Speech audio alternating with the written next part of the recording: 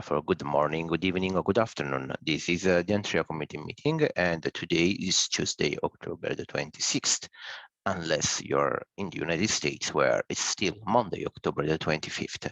Thanks for joining, and well, the main news for today is that we don't have any topic on the agenda. This is likely going to be a short meeting, so if anyone has topic proposals, anything that you would like to discuss, please come forward, because today is just open discussion.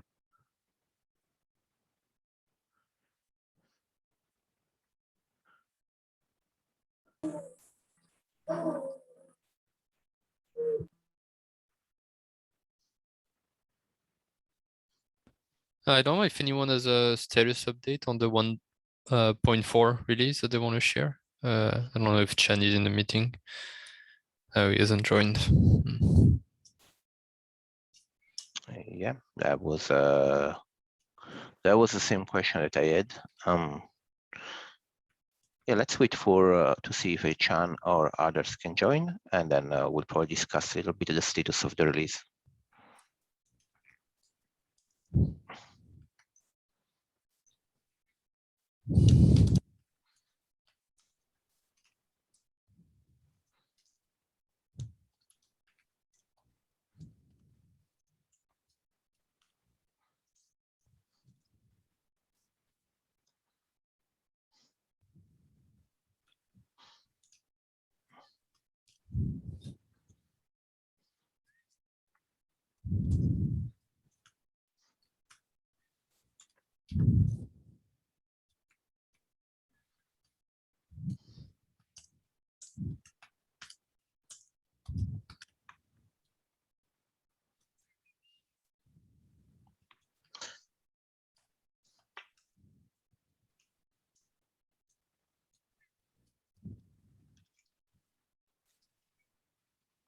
But while we, Chan has joined. There it is. Good afternoon, Chan. Hi, Savada. Sorry for being late.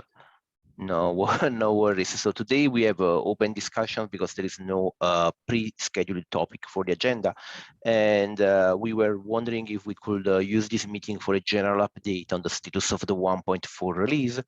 And we selected you as the lucky one for providing this update. Okay, sure. So far, one major feature, which is proxy O, has been merged. O platform has been supported on both Linux and Windows.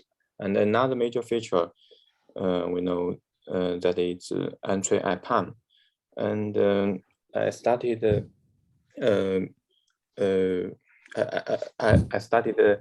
reviewing the related patches late, but I think Jinjun and has reviewed them for a while, and I think the most code looks good to me, and I have only some suggestion about simplifying the code and improving the test and some minor style improvement. So that's the major feature items. And I think for the other bug fix and small improvement, I think most of them has been merged. So we should be okay. And so that's the main progress of this release. And anything specific you want to know? No. That's a good update. And talking about Antrea IPAM, I know that we have done verification. We've done also integration testing, and we know that the feature end-to-end testing. And I believe that Janjun has also verified these in other integrations. So let's say that the feature itself is probably ready for being alpha in 1.4. My only comment regarding the overall status of the feature is that we have introduced the CR that needs validations, like just standard user level validations, but so far we don't have yet any validation. It's probably far from ideal, but maybe since I don't think that we want to defer further Antrea 1.4, maybe one idea could be to document that users must be careful to set properties to carefully set properties, because for instance, we are not even validating that the start IP of a range must come before the final IP of the range. Okay, you mean the Antrea and PAM instead of Antrea node IPAM, right? Yeah, Antrea IPAM. Yes, I mean Antrea IPAM. The validation Jianjun does is about node IPAM, I thought. Is it about? Okay.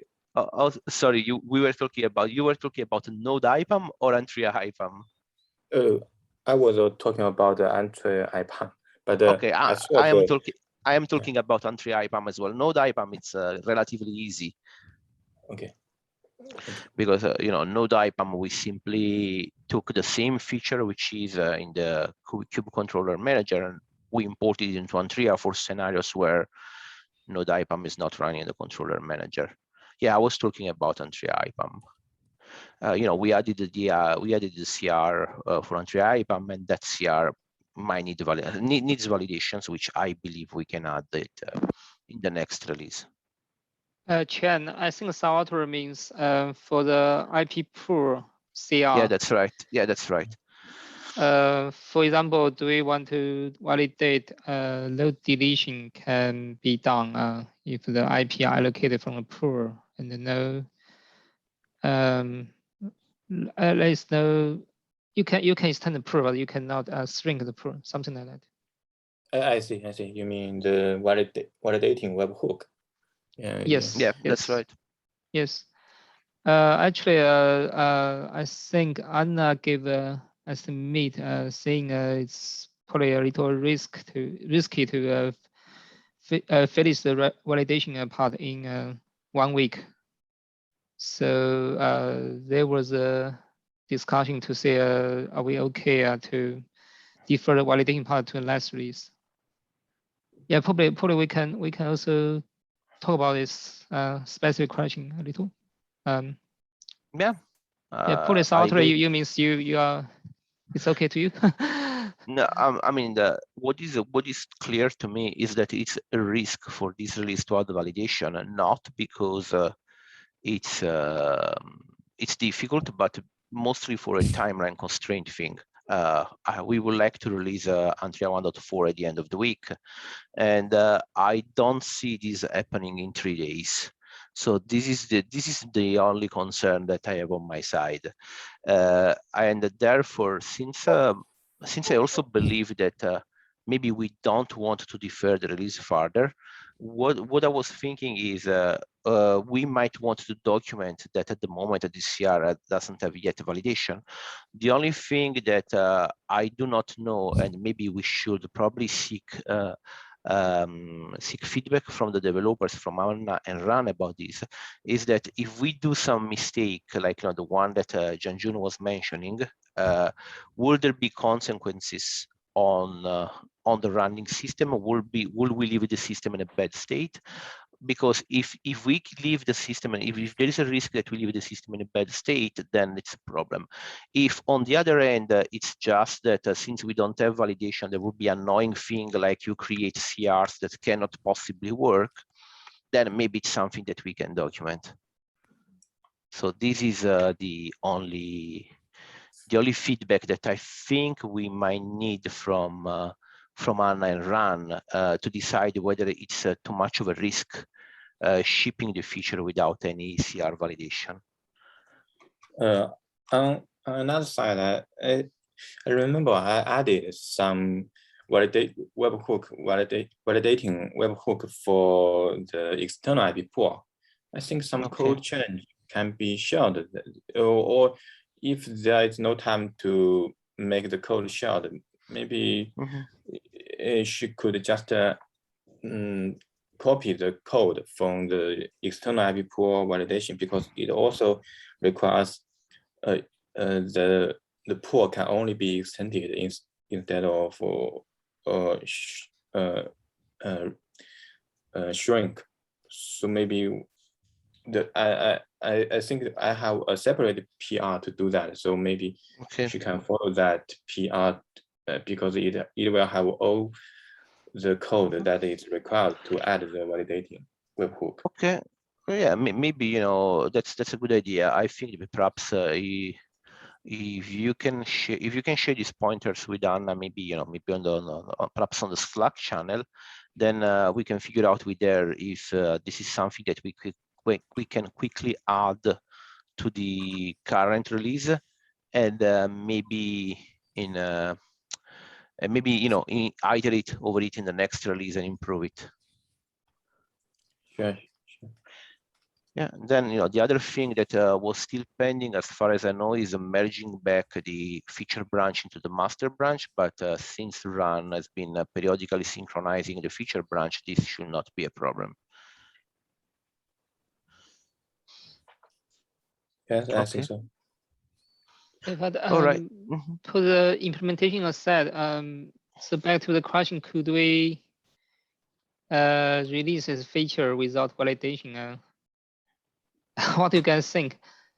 I do have a concern. It can cause some serious correctness issues in my mind. For example, if you delete the pull,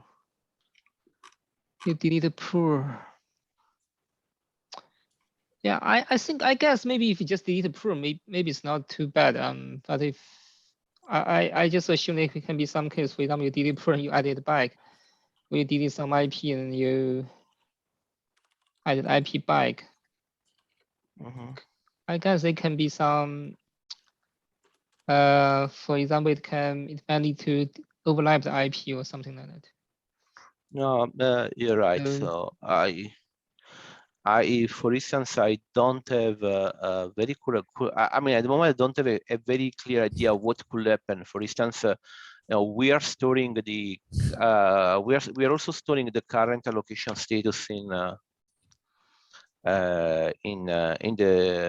CR. So I don't know. I see if one fiddles there and modifies the allocation state, then what happens?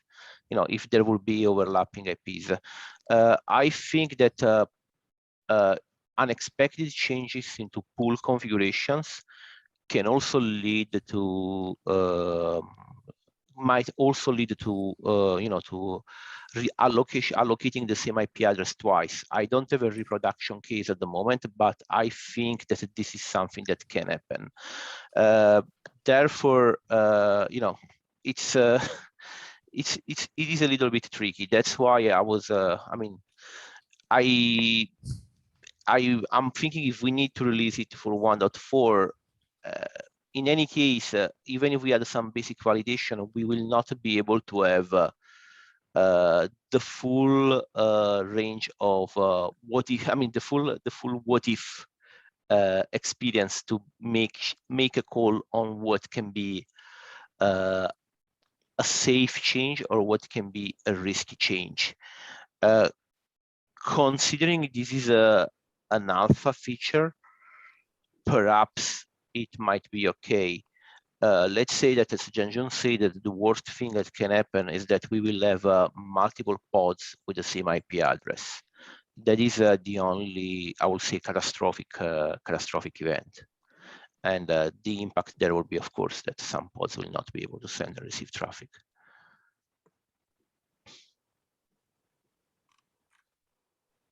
Okay. Yeah, I also thought over.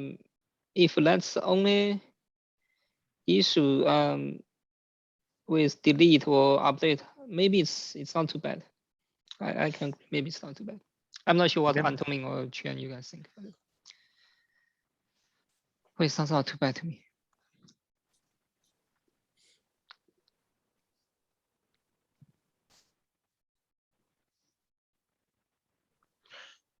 All right, let's say that maybe now we have the elements, we have more elements to make an assessment there.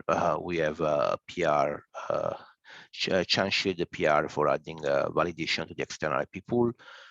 We can build on that, and then for the I will say let's also ask Anna, since she's the subject matter expert, for the potential the potential side effects of missing validation, and then maybe by tomorrow we can make a call on whether we want to include this feature on Antrea 1.4. Yeah, sounds good to me. Perfect. Yeah. Is there any other question about Antrea IPAM or 1.4 in general? Yeah, I have another question for IPAM. We don't have Anna was on here, but yeah, maybe I can bring it up here, and at least I can get some input from you guys. So basically, now we have Node IPAM and also have this Antrea IPAM.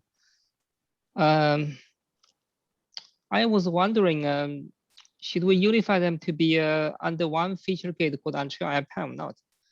I know they are different things. Yeah. But just like the naming is a little confusing. I think that's that is right. I agree with you. I mean, it's confusing because they are both IPAM, but as you say, they are two different things. My only concern is that I for sure the users that will need Node IPAM will probably, in most cases, they will not need Antrea IPAM as well. So, and likewise, I also believe that the users that will need Antrea IPAM, in most cases, they will not need Node IPAM.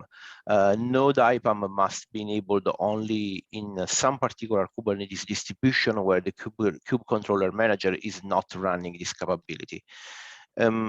I personally, I don't see a benefit in having them under the same feature flag. Since they are a little bit confusing, you're right, they're a bit confusing. I don't know if we want to do something else for make clearer that they are two different. They are actually two very different things. For the feature gate, probably I can agree with your point. And for the config parameter, what do you guys think? For example, let me see.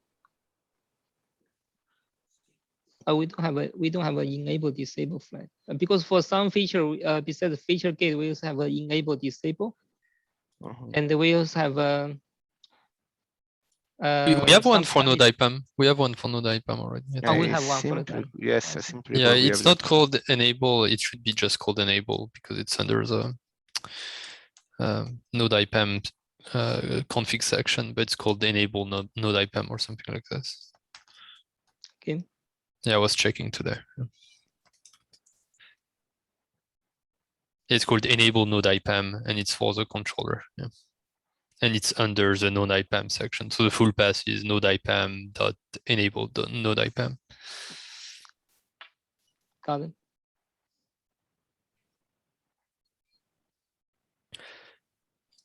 My memory is a bit fuzzy, but isn't there a case where we said we were going to run both IPAM solutions at the same time? I mean, yes, there is a case. The case is that yeah, there could be a case. It's a case like where a user has a distribution where there is no Node IPAM in that distribution, and at the same time they need to do both per node subnets and they have the Antrea subnets as well. That could be a use case where one could need both. Since they're going to take totally different parameters of config parameters, I feel it kind of makes sense to keep them as two separate config groups. That is right, and there is also the aspect that on the other hand, if you enable Node IPAM on a distribution where instead the kube controller manager is running Node IPAM, in that case there could be unexpected behaviors because you will have two controllers distributing sideless to nodes.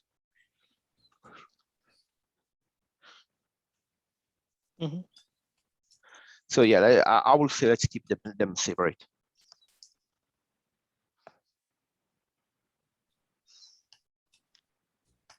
Yeah, I got what you guys think. That makes sense to me too. But again, Sounds good. I still feel it's pretty confusing to have two IPAM things. I mean, for Yes. people who don't understand our implementation. Right. Yes, the thing is that Node IPAM, I have to say that Node IPAM, it makes sense calling it Node IPAM because that's I the agree. name that's also used for upstream Kubernetes. For Antrea IPAM, we came with this name through several iterations. Now, if we have to change it, I will say let's change it before we release it. If we have to change it to some other name, but the thing is, whatever we call it, it will call it something IPAM, and therefore, in a way or another, it will end up being somewhat confusing with Node IPAM. Yeah, I think if we have a good enough name, we can still consider it. Of course, I think originally probably run quite flexible IPAM. I don't know.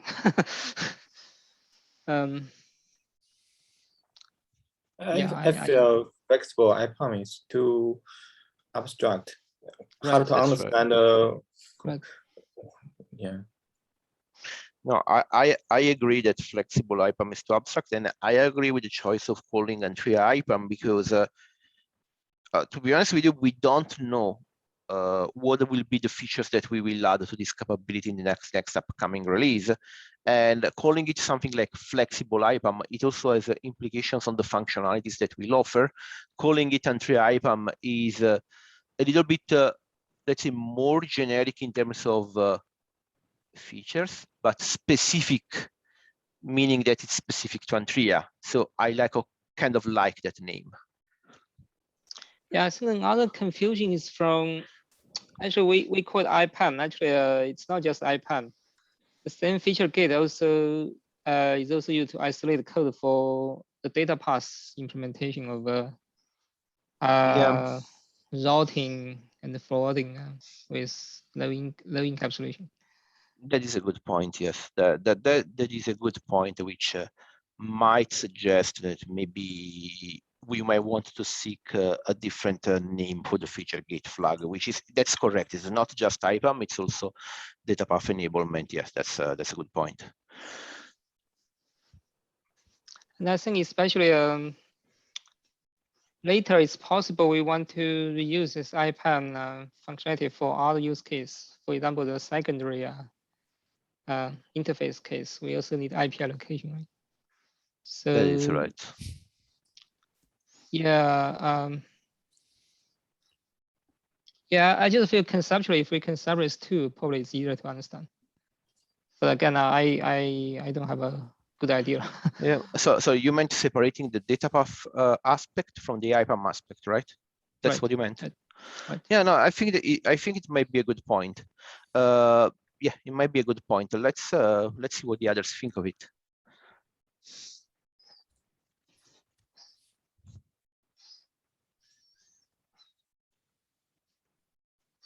Well, it seems that there are no strong opinions on the matter. Therefore, I will suggest maybe we can continue discussing on this matter on Slack and on the other channels where we are having all the conversations about this feature, Slack, GitHub, and so on, and so that we can reach a conclusion hopefully before the release.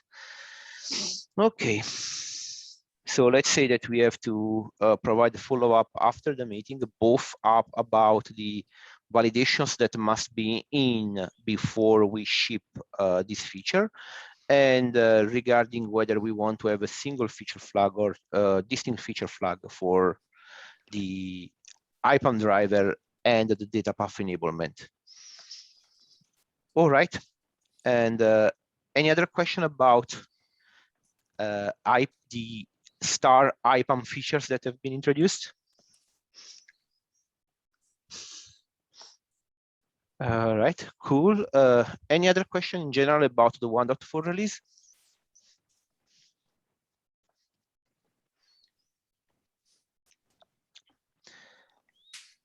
Okay, I take that as a no, and meaning that is now we move to any other topic that you might want to discuss. Is there anything else that you find interesting to discuss? Any bug that's particularly annoying you?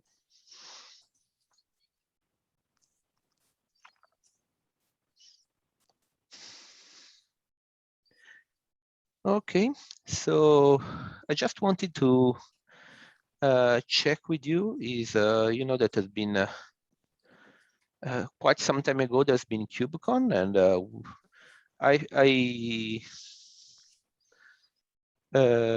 yes, I have to say that I did not have any time to attend it at all due to other issues on our side, but I wonder if anyone had some experience to share for KubeCon, from KubeCon, related or not related to Antrea.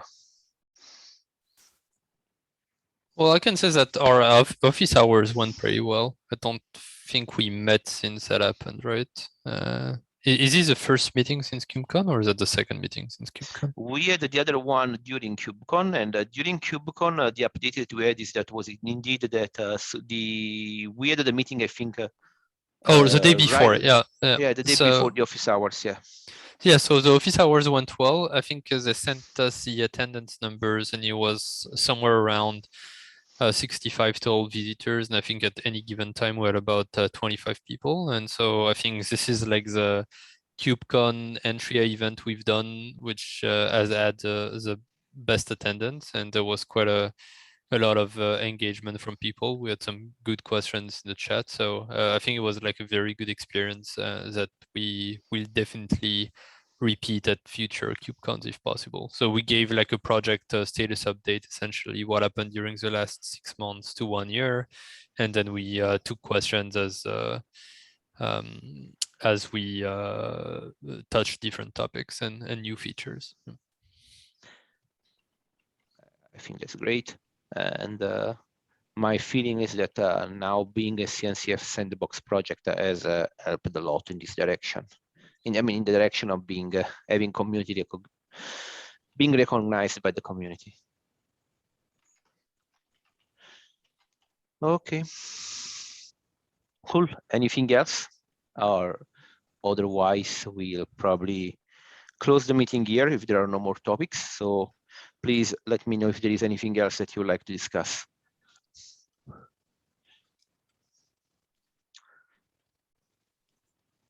Waiting for 10 more seconds.